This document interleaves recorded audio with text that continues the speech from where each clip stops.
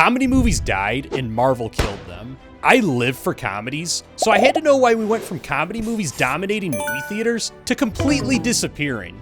So I spent a week researching. But here's the surprising part. The ways in which Marvel destroyed the genre are honestly bizarre and often hypocritical. It all happened silently, hiding in plain sight. This is not an opinion rant, because every reason is backed by data. Remember when it felt like we were getting a legendary comedy movie every month? Whether it was Wedding Crashers, Role Models, Van Wilder, or Tropic Thunder, we were on an epic run of comedies. If you were lucky enough, you got to see them in theaters. If you were too young, like me, you came across them many years later. But what the hell does this have to do with Marvel? Well, it took quite possibly the single most important thing in making a great comedy away from comedy. Do you notice a trend in the movies I just named? Wedding Crashers, you've got Owen Wilson, one of the dominant forces in 2000s comedy, but he would transition into the MCU as Mobius. Role Models? Paul Rudd, the guy who felt like he was in literally every comedy movie back in the day, but he became Ant-Man. Van Wilder was of course Ryan Reynolds, who also came up in comedy, but nowadays everyone knows him as Deadpool. Then we've got Robert Downey Jr., who starred in and was nominated for an Oscar for his performance in Tropic Thunder, and his comedy goes all the way back to the 80s. But the kids nowadays call him Iron Man. Hell, even Chris Evans starred in Not Another Teen Movie before he became Captain America. I want you. Catherine, that's disgusting. You're my sister. Only by blood.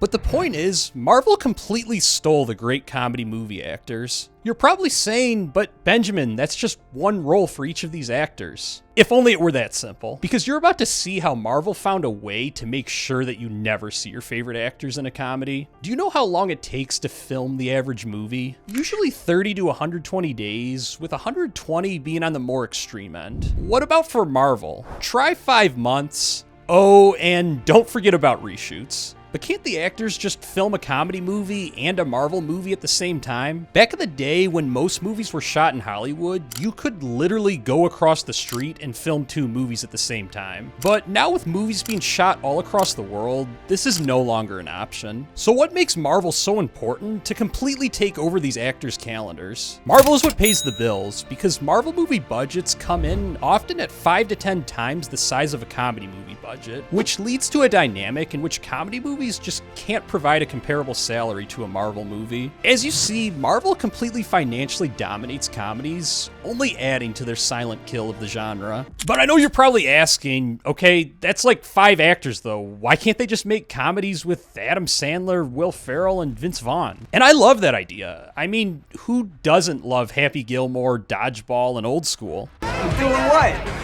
Well, actually pretty nice little Saturday. We're gonna go to Home Depot. Yeah, buy some wallpaper, maybe get some flooring, stuff like that. Maybe Bed Bath & Beyond, I don't know. I don't know if we'll have enough time. The issue is that Marvel created a seismic shift in the industry and led to an obstacle so big that over a decade later, the comedy movie genre still hasn't been able to overcome it. Let's look at some classics like The Hangover, Superbad, Bad Santa, Road Trip, and American Pie. What do all of these films have in common? They're all mid-budget. Now let's look at the Avengers, Doctor Strange, Thor, and Deadpool and Wolverine. How are those budgets looking? Yeah. Studios only have so much money, and when you're going all in on Marvel, you just have less money to commit to comedy movies, which unfortunately created a chain reaction across every major studio. I mean, just look at the highest grossing films of this past year versus 20 years ago. Marvel's big budget domino effect is yet another crushing blow on its murder of comedy movies. But even if Marvel and its domino effect led to less and less comedies being made, surely the ones that still were being made could thrive, right? Well, Marvel killed those too. Back before Marvel screwed everything up, there were comedy movies being pumped out left and right. In fact, even as a 2000s comedy movie historian, there were so many being made at that time that even I haven't seen literally every movie that was made during that era yet. So what did this mean at the time? Well, there were a ton of options. You had dramedies, teen comedies, romantic comedies, family-friendly comedies, sex comedies, spoof comedies. The list goes on. There was always something playing in theaters for everyone. But what happens when studios put all of their eggs into the Marvel movie basket? You essentially only get one regular option at the movie theater, the big budget blockbuster. What happens when you do this? Fewer people show up to the theater, which means less people see trailers and posters for upcoming movies, meaning they're less likely to see or even know about the comedies that do come to theaters. And as someone who has personally had to compete with big blockbusters, yeah, not fun. But if you do want to see my directorial debut, you can when you sign up for my email list. So yet another way in which Marvel killed comedy movies is that it made going to the movies an event rather than a regular habit. But what is the final way in which Marvel killed comedy movies? Believe it or not, this is not only the most frustrating reason due to its hypocrisy, but it's also the single biggest problem with cinema today. Because you don't have to look far. The prevailing opinion is that we are currently in one of the worst eras of cinema history.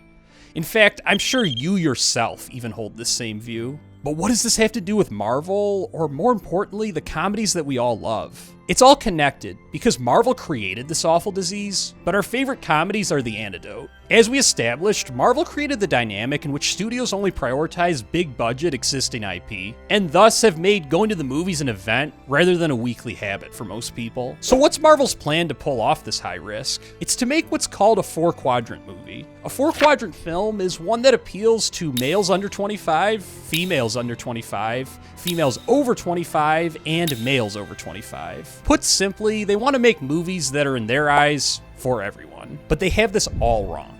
In their pursuit to make movies for everyone, they end up making movies for no one. Like seriously, find me one person who isn't a massive comic book nerd who would put a Marvel movie in their top 10 movies of all time. But now let's compare this way of thinking to our favorite comedies. Wedding Crashers at its core is about two best friends who don't want to grow up, but end up finding love along their journey crashing weddings. Perfect for each quadrant. Literally everyone's either been to a wedding, fallen in love, or feared adulting. What about the teen classics like American Pie, Superbad, and Eurotrip? Everyone's been a virgin, everyone's been to high school, and everyone's had a best friend.